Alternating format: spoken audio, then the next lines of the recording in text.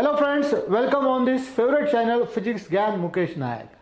दोस्तों, हमने English grammar का active voice and passive voice का टॉपिक किया है। फर्स्ट पार्ट में हमने बताया है कि किसी भी सेंटेंस का वॉइस चेंज करते समय कॉमन स्टेप का किस तरीके से हेल्प लेना है। आज हम कॉमन स्टेप का सेकेंड जो है उसके बारे में देखने वाले हैं। तो सेकेंड जो पार्ट कॉमन स्टेप है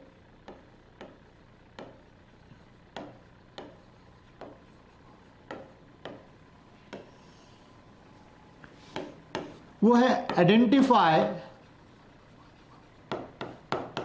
ऑब्जेक्ट ऑफ गिवन सेंटेंस। अब ये सेंटेंस एक्टिव का हो या फिर पैसिव का हो, ऑब्जेक्ट किस तरीके से आइडेंटिफाई करना है। तो चलो देखते हैं एक्टिव वॉइस का ऑब्जेक्ट हमें किस तरीके से फाइंड करना होता है। ठीक है, एक एग्जांपल लेते हैं। She gave me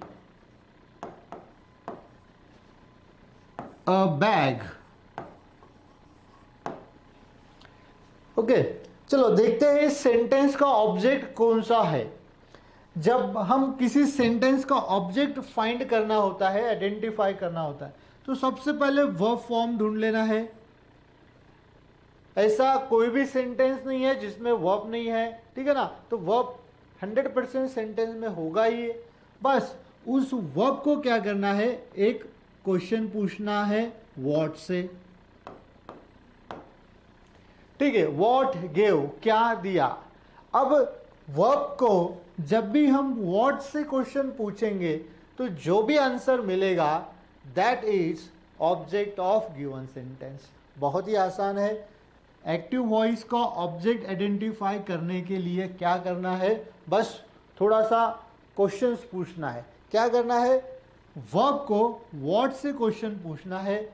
what ever answer we get, now what give, क्या आंसर मिला, a bag, this is the object. देखो बहुत ही आसान है। किसी भी वर्ब को हम जब व्हाट से क्वेश्चन पूछते हैं, अगर आंसर मिलता है तो वो आंसर होगा ऑब्जेक्ट ऑफ गिवन सेंटेंस। अभी क्या हो जाता है कि कभी कभी सेंटेंस में दो ऑब्जेक्ट होते हैं। यस, ऑब्जेक्ट भी दो टाइप के होते हैं। जैसे अभी व्हाट से हमने क्वेश्चन पूछा, अब बैग, ये मिला ऑब्जेक्ट। एंड अगर हम हुम से क्वेश्चन पूछते हैं वर्ब को, हुम गेव, किसे दिया, तो जो भी आंसर मिलेगा वो भी ऑब्जेक्ट होगा। ये भी क्या है, ऑब्जेक्ट है।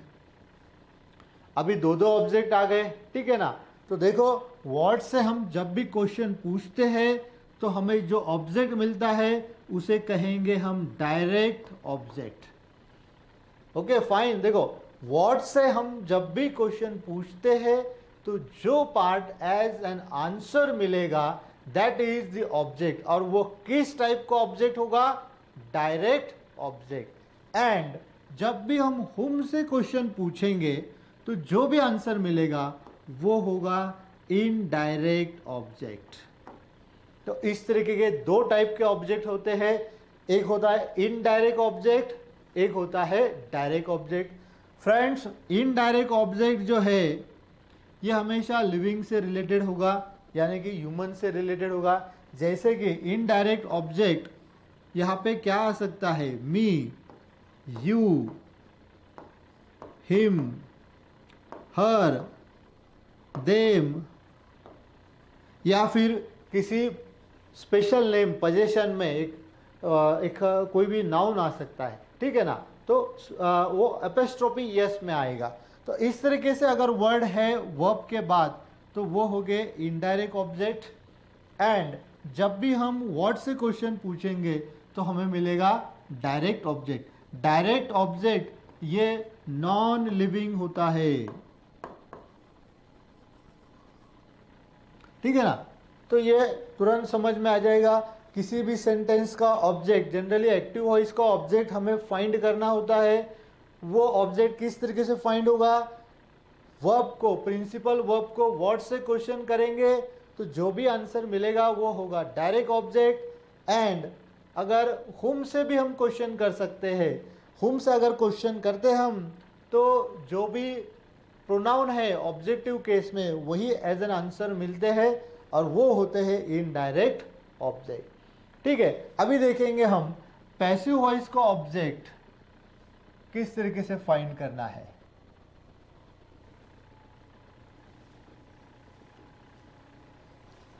अभी देखेंगे हम पैसिव वॉइस का ऑब्जेक्ट।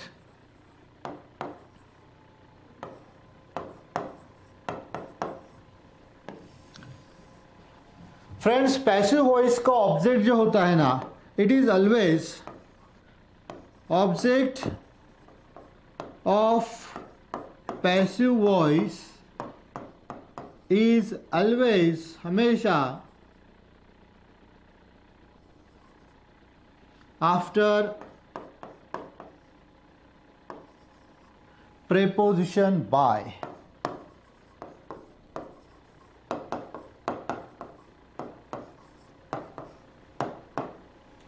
देखो, एक्टिव का ऑब्जेक्ट हमें फाइंड करना होता है व्हाट या हुम से क्वेश्चन करके, लेकिन पैसिव का ऑब्जेक्ट फाइंड करने के लिए हमें कोई भी क्वेश्चन करने की जरूरत नहीं है।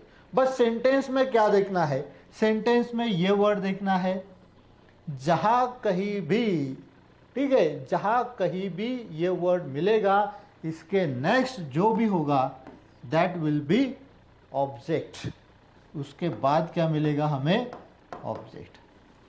लेकिन अब कंफ्यूज करने वाली एक बात ऐसी है कि पैसिव वॉइस में क्या होता है दोस्तों, बहुत सी बार, many times, preposition by and something दिया ही नहीं होता है।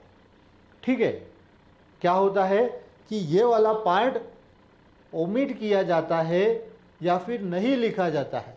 ठीक है, तो ऐसे समय पे हमें क्या करना होता है, अज्यूम करना होता है बाय देम या फिर बाय यू, बाय मी, आप कुछ भी अज्यूम कर सकते हैं। ठीक है ना, नहीं दिया होगा तब अज्यूम करना है। एंड पैसिव वॉइस का ऑब्जेक्ट हमेशा कहाँ मिलेगा, आफ्टर बाय।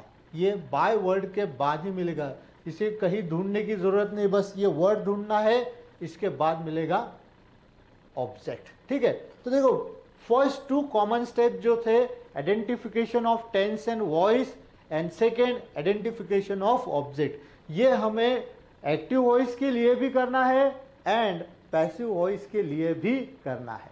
अभी ये जो थर्ड कॉमन स्टेप है it is only for active voice. अभी ये जो थर्ड कॉमन स्टेप है ये सिर्फ होगा एक्टिव वॉइस के लिए।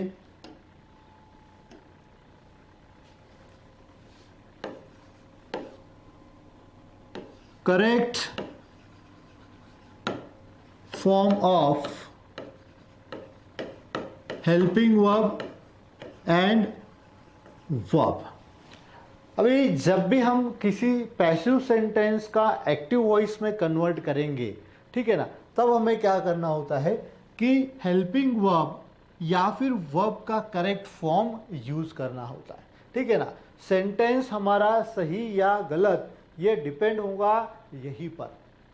तो इसलिए यहाँ पे हमें correct helping verb and verb का फॉर्म यूज करना बहुत ही जरूरी है। अब ये करेक्ट किस तरीके से आएगा ये भी हम देखेंगे। तो ये करेक्ट कैसे रहेगा, अकॉर्डिंग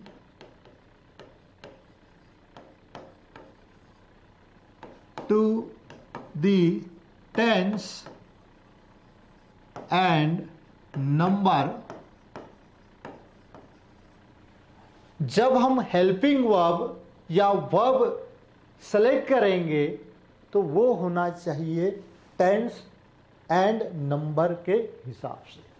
अभी टेंस एंड नंबर क्या है, तो जो भी क्वेश्चन सेंटेंस का टेंस होगा वही टेंस आंसर सेंटेंस का भी होना चाहिए।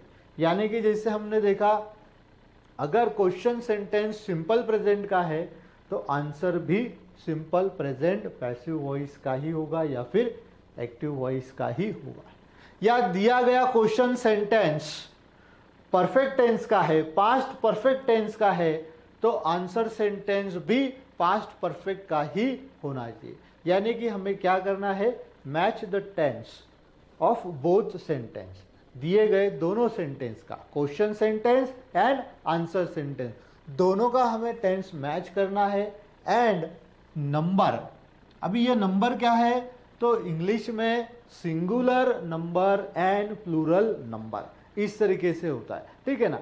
तो जो भी सब्जेक्ट होगा उसके नंबर के अनुसार हमें हेल्पिंग वर्ब यूज करना है।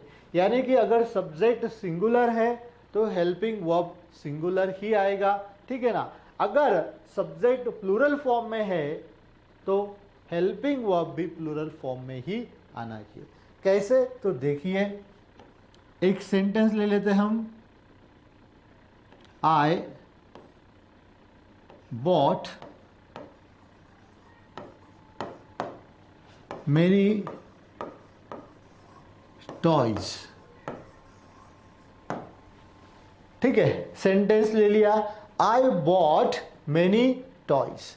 अभी सेंटेंस का कॉमन स्टेप की भी प्रैक्टिस हो जाती है, ठीक है ना। सेंटेंस रीड किया, there is no helping verb, sentence में हेल्पिंग वर्ब ही नहीं है, तो याद रखना है अगर सेंटेंस में हेल्पिंग वर्ब नहीं है तो वो होगा active voice and simple tense. बहुत आसान है, कॉमन स्टेप फर्स्ट तो यही हो गई।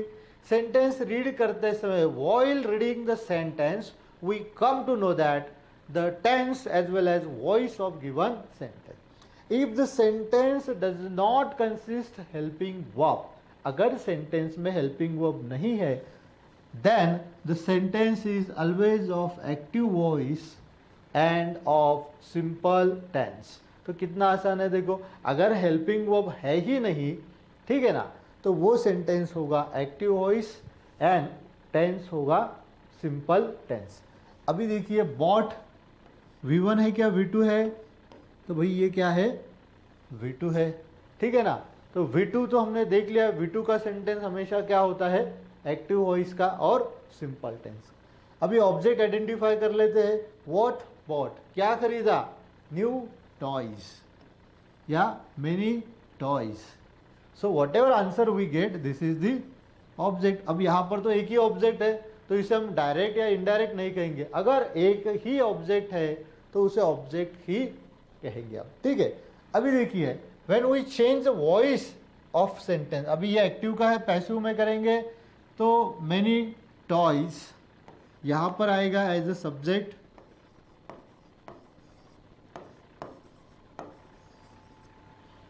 ठीक है। अभी हमने कहा था कि correct form of helping verb and verb according to the tense and number.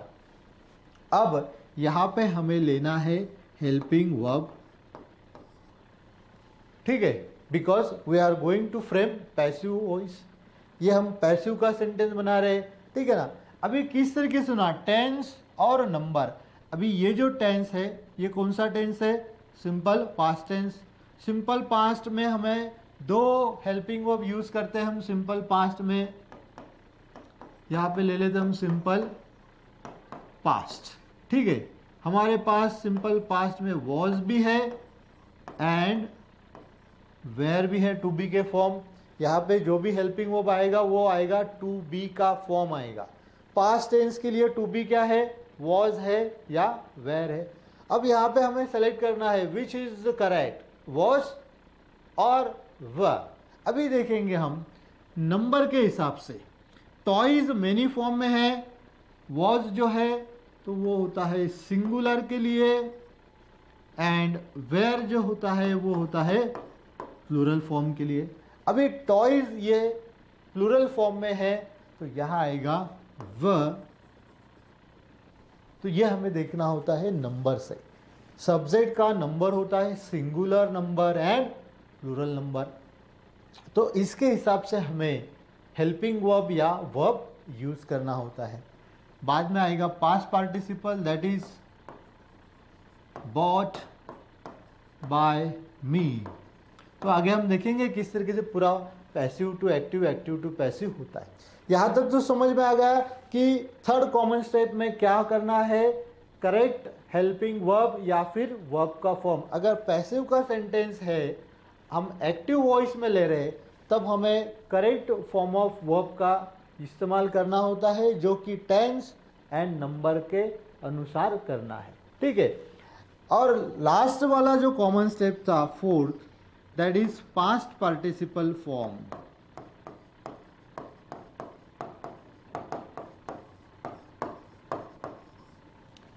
जिसे हम V3 नाम से जानते हैं। V3 is the past participle form of verb. तो हर वर्ब का पास्ट पार्टिसिपल फॉर्म होता है, एंड जब भी हम पैसिव का सेंटेंस बनाते हैं, पैसिव वॉइस का जब सेंटेंस हम बनाते हैं, तो वी ऑलवेज यूज V3 और past participle form of verb in passive voice. तो याद रखिएगा, पैसिव वॉइस में हमेशा V3 ही इस्तेमाल किया जाता है।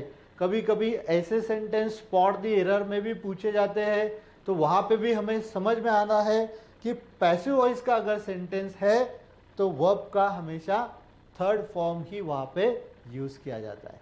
ठीक है। तो दोस्तों, ये थे कॉमन स्टेप। इस कॉमन स्टेप से हम कोई भी सेंटेंस का एक्टिव टू पैसिव या फिर passive to active sentence change कर सकते हैं।